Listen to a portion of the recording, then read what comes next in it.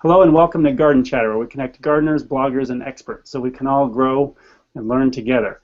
Tonight we have Jan Bills on our show, and she's a landscape designer and garden designer in the Detroit area.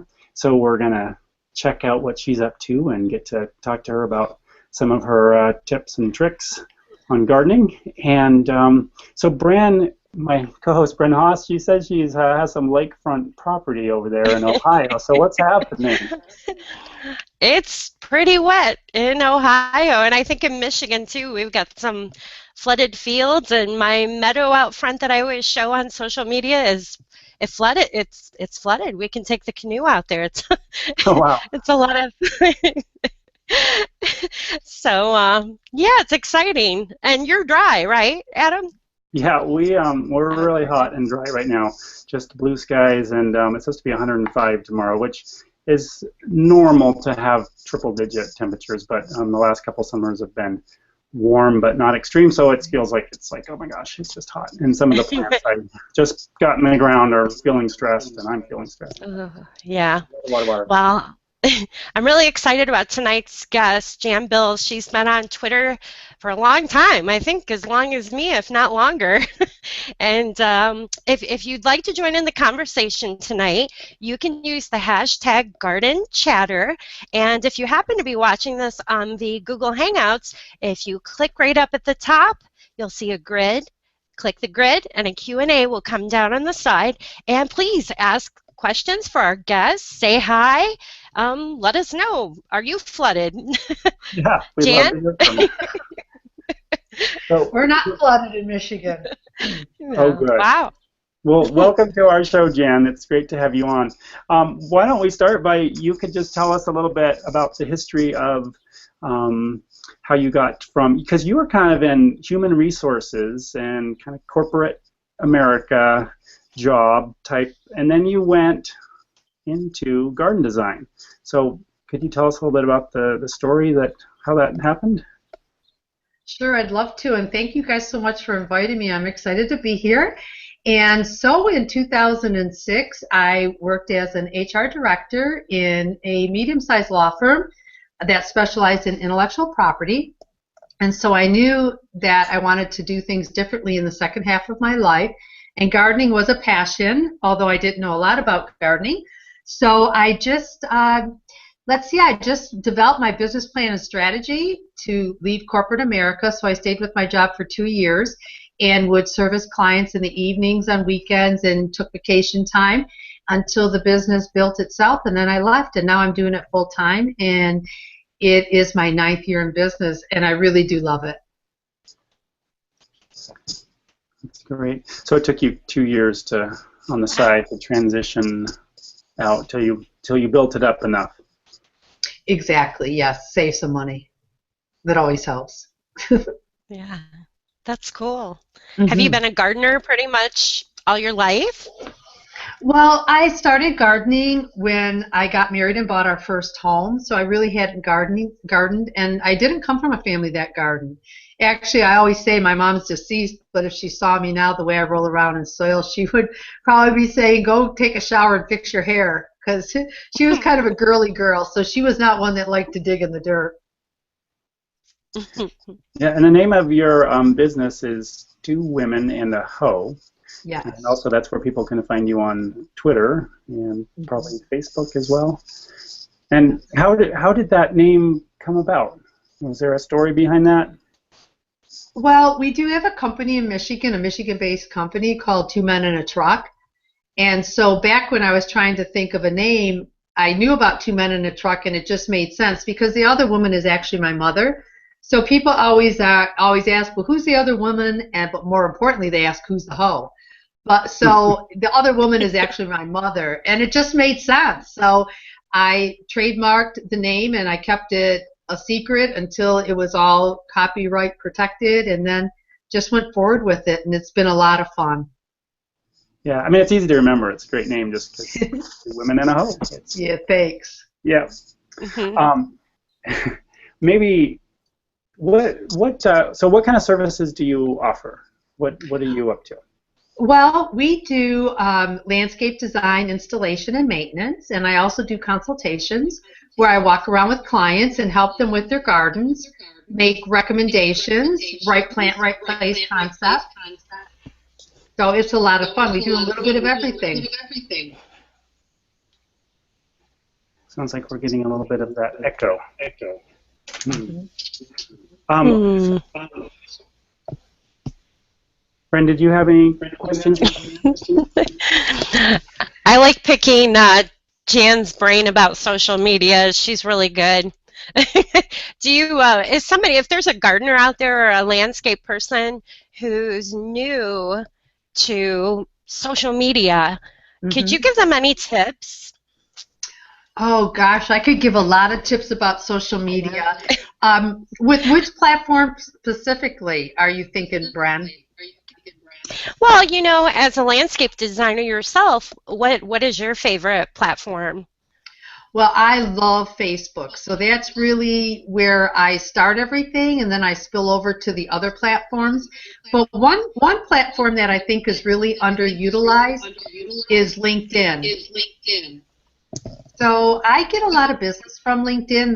There's professionals on there, and they're usually the people that need our services. So that works really well too.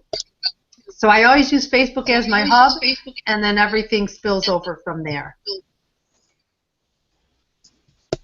Sounds good. I haven't done much with LinkedIn. So that's something to work on. Well, I guess I was wondering, what is a job that you've been working on lately?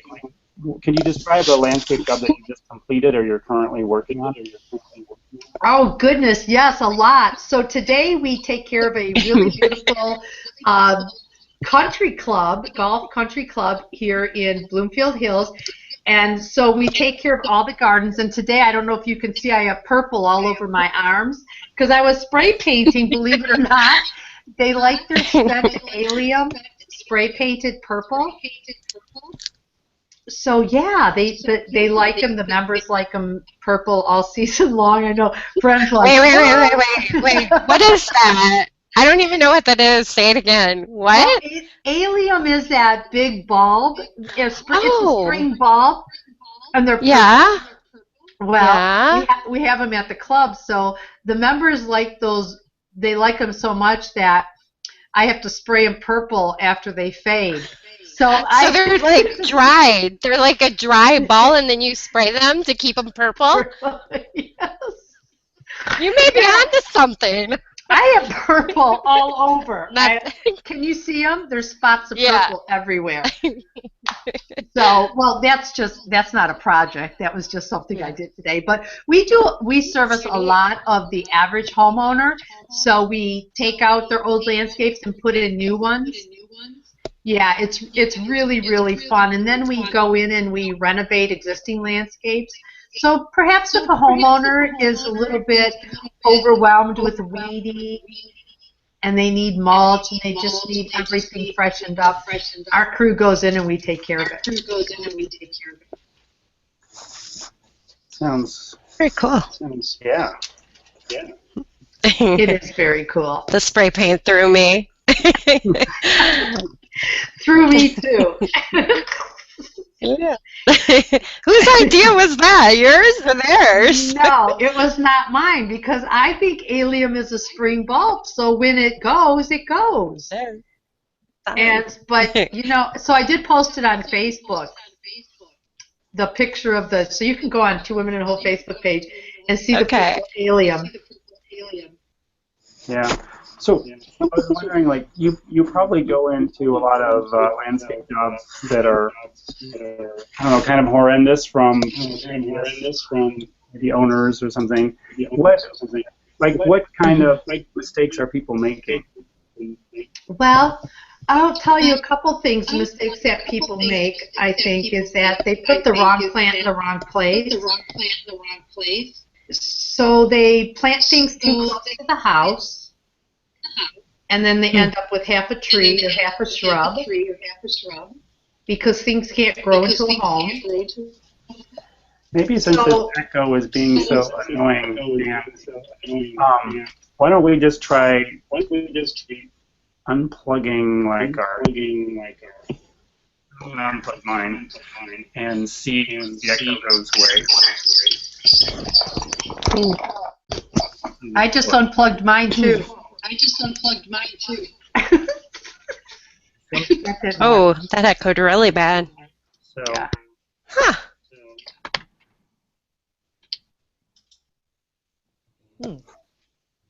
because I'm not sure why that echo keeps haunting us. Very annoying. Well, it brings our conversation to a standstill. I'm going to turn my volume down. Well, that Let's try that.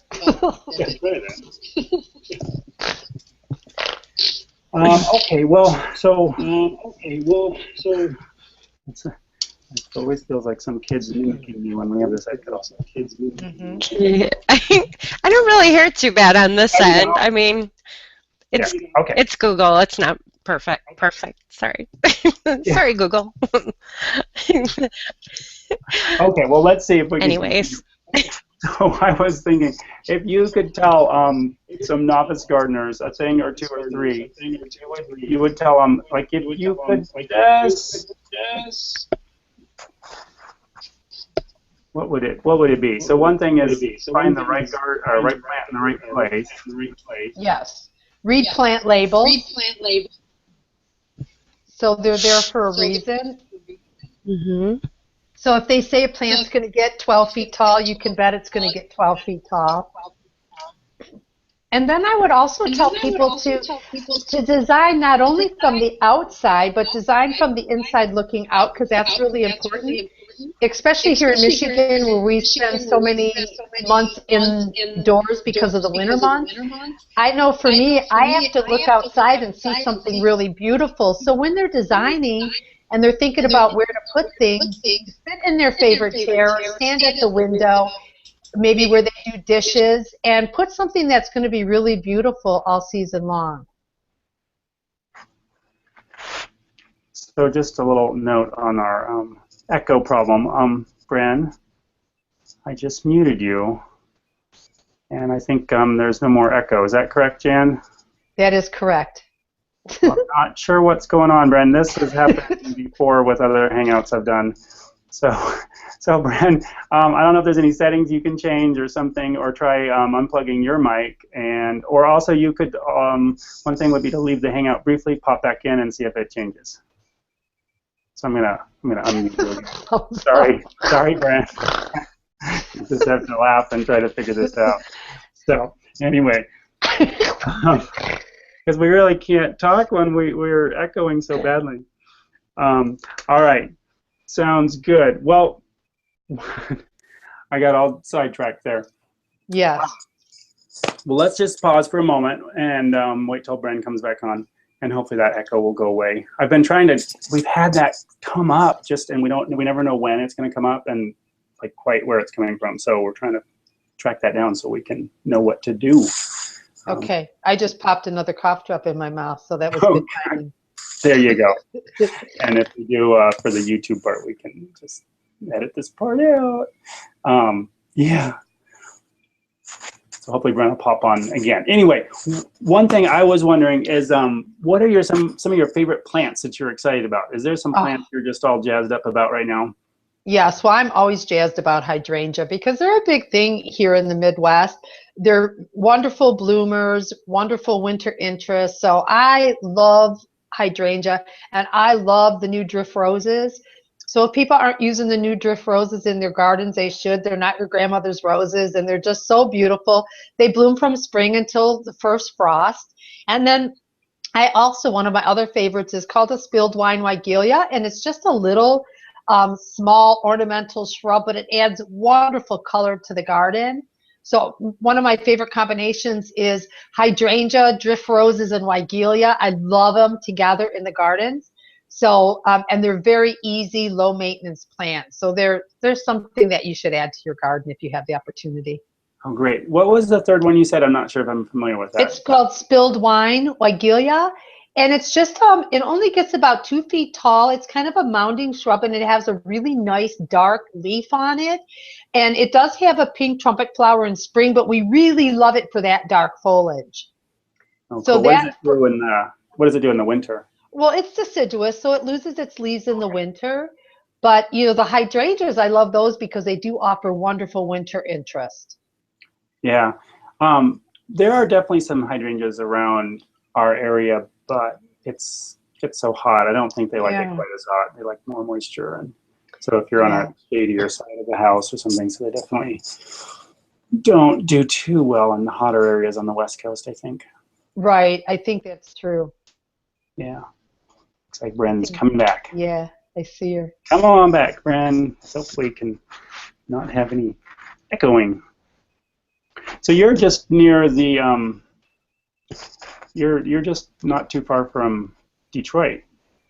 Right, just north of Detroit. Yeah, and I was wondering, have you seen, I mean, Detroit's definitely gone through some hard times, and I'm wondering if in the area, the greater Detroit area, if you're seeing some gardening trends or what's happening in that area. Yes, for sure, gardening trends in Michigan, and we've been doing this the whole time that I've been in business. We're removing more front lawns, and I know that's a big thing in California right now. They're giving tax credits to people that remove front lawns, but we're seeing that a lot. I mean, we always do that. We always bring the gardens out, and when you bring the gardens out into the front, then you can actually see them from the windows inside the home. So we've been doing that the whole time. I recently at my home reduced, so I have no more grass. I used to have just a little bit of grass, and now I have no more. I have just all gardens, and I love it. But I live in Royal Oak, which is a suburb of Detroit, and I have a small property, not like Bren, so it would be hard for Bren to eliminate all her lawn. But for us with the small lots, it's just so much fun to take that sod out, and that we're seeing a lot more of, where people are removing sod, because it's really not a very sustainable practice to have sod. It requires a lot of resources. Yeah, I mean, it takes a lot more water than some plantings. Yeah, I have I guess it's a little less than half an acre, and I still have some. Yeah, there's some grass that's going to be coming out. So in our back too, we're going to take out a bunch and put in a patio with kind of mixed in with ornamental grasses and some good perennials, flowers.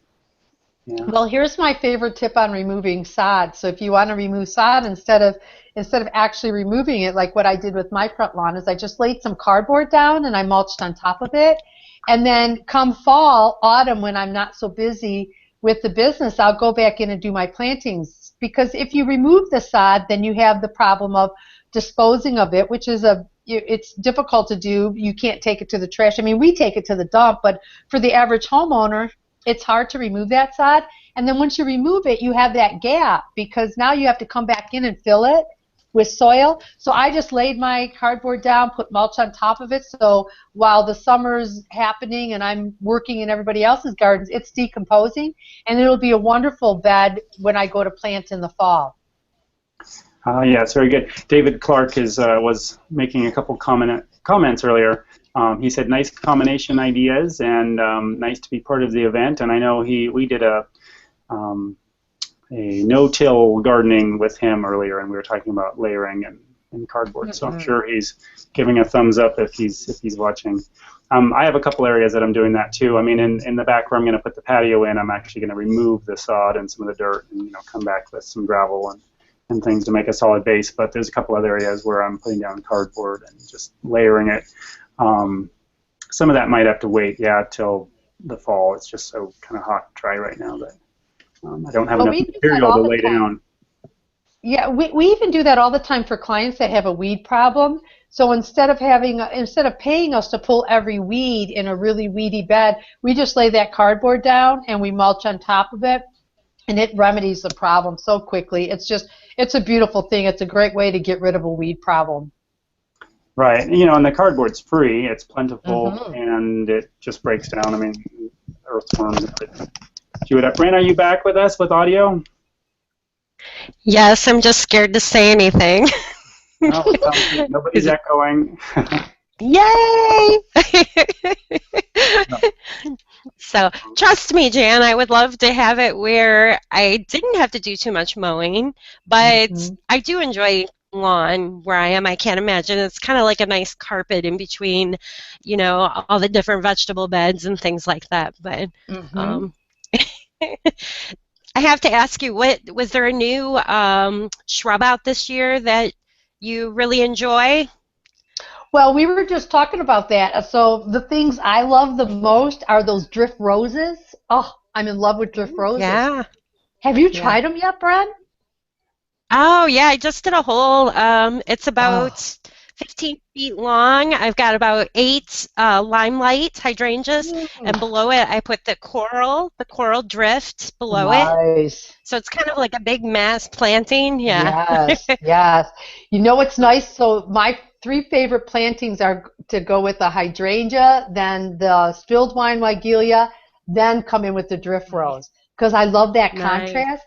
Yeah, that spilled wine doesn't get real big, and it's so pretty with the Mhm. hydrangea and the roses. Yeah. But my favorite drift is the sweet. I'm in love with the sweet. Which one's Have you that? seen? Is that like a Oh, light pink?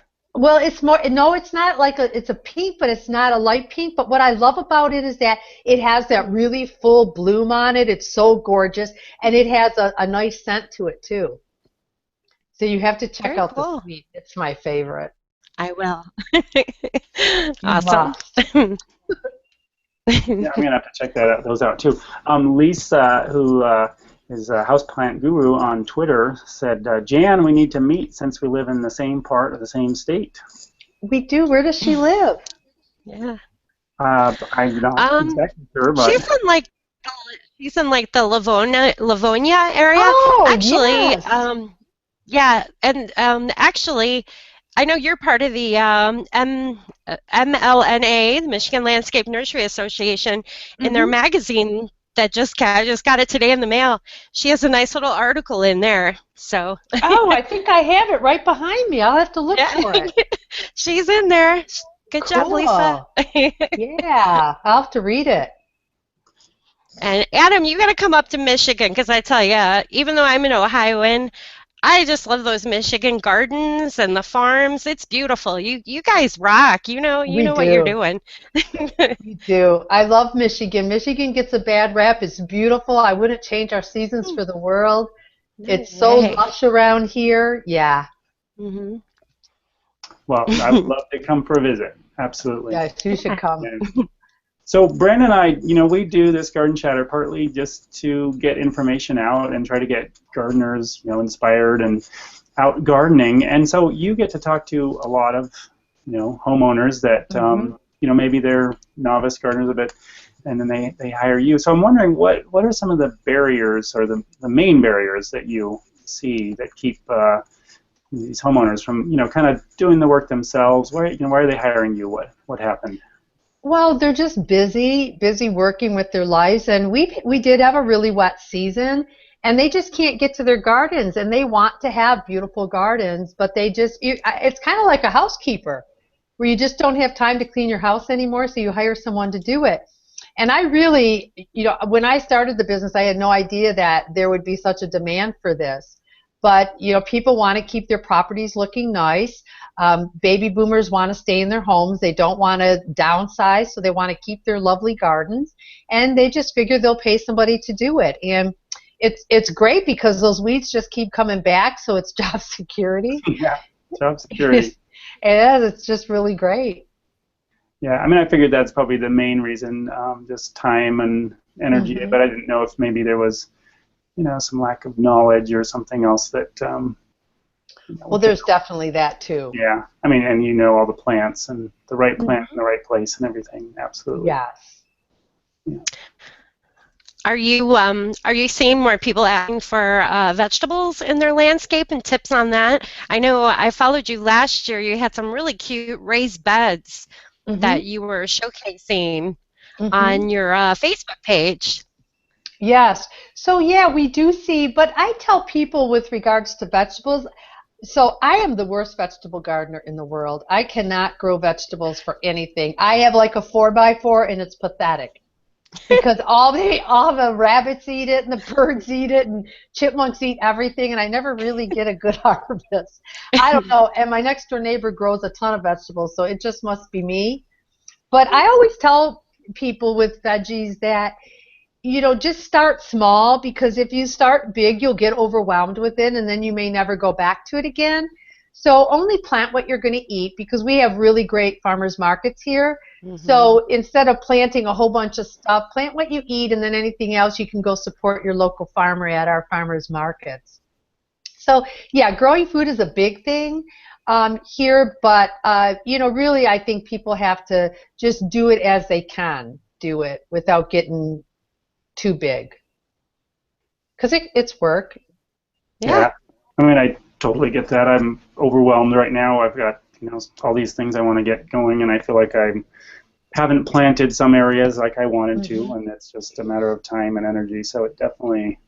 But there are a lot of techniques and tips like the cardboard, and there's a lot of things that you can do that can start to help save time and energy. So yeah, Rick is getting that collection of knowledge to make things go. I'll have to learn some of that. Because I just can't grow big vegetables. That's funny. Might be the varieties. Don't be hard on yourself. I don't know. Just a regular old tomato. I don't think I got one tomato last year. The birds got them before I ever did. So I don't know. Thank goodness for, what is it, the Eastern Market? Is that the one downtown? Well, the Eastern, and I have one right in my community, Royal Oak Farmers Market, which is fabulous. So yes, thank God for the local farmers. Keep you fed. Uh-huh. Well, let's see, Brenda, do you have any last questions or comments? Or if anyone wants to pop a comment on here, we had Lisa and David on, so if they have any questions for Jan, that would be great, and we'll start to wrap it up. Kind of a rocky audio. So how will you be winding down the season when, I mean, you don't do the landscape all year, like, winter comes and you're inside, and I know you do a lot of speaking gigs during the winter time and early spring, but after that, what do you do? Like, your downtime? Well, I'm really excited because I just recently signed a contract with St. Lynn's Press. So this winter, I'm going to be writing my first book. Very cool. Yeah, so I'm very excited about that. So that's, I think, is what I'm going to be doing this winter, is doing a lot of writing. Very cool. Yes, I'm very excited about that. And then really the season is not all that short, because we're designing even in the winter, and we're lining stuff up for the next year. So it's not that short of a season at all in Michigan, even though we're snowed in. So how big of a crew do you employ? I mean, imagine you must have a number of helpers. I do. Yeah, there's actually 9 of us. So I have a landscape designer on staff, and then there's 8 more of us that go out and do the actual work. Very good. So keep busy. Yeah, I asked you earlier what your book was going to be about, and she can't divulge much any detail. So she said it was gardening. Yes, it's gardening. We're going to get much more. That's all I can say for now. But that's very exciting. Congratulations. Thank you. But you're gonna give us a scoop first, though, right, Jan? Yes, I am. Absolutely, Bren. We'll be staying tuned as it comes along. So. Yeah. All right. Well, I guess we'll go ahead and wrap it up. So thanks so much, Jan, for joining us, taking time out of your day. Thank you. I appreciate it. All right. Okay, take care. Okay, you too. Bye, Bren.